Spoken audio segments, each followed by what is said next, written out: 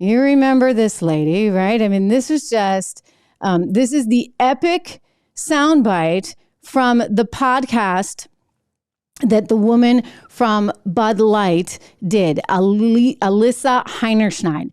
And it was just so outrageous and so incredible and so tone deaf.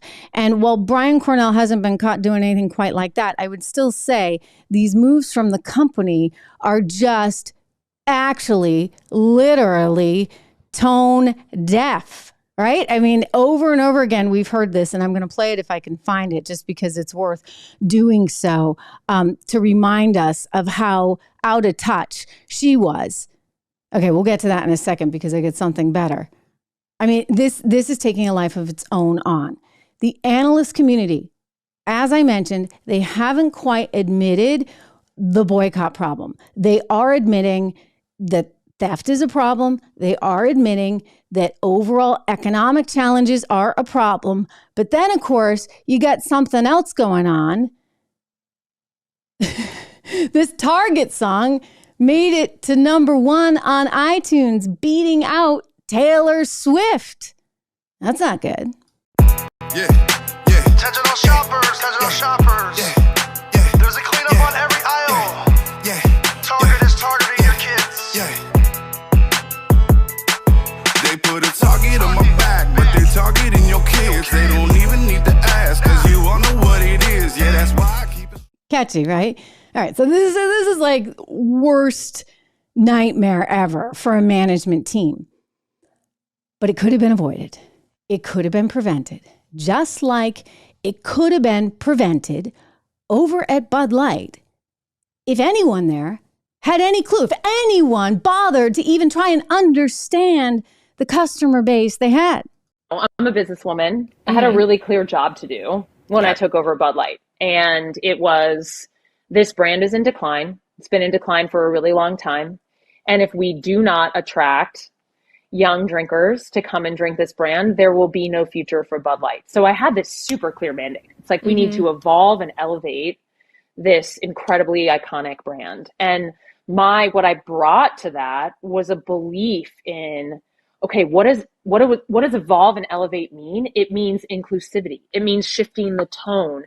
It means having a campaign that's truly inclusive and feels lighter and brighter and different and appeals to women and to men. And representation is at sort of the heart of evolution. You've got to see people who reflect you in the work. And we had this hangover. I mean, Bud Light had been kind of a brand of fratty, kind of out of touch humor. And it was really important that we had another approach.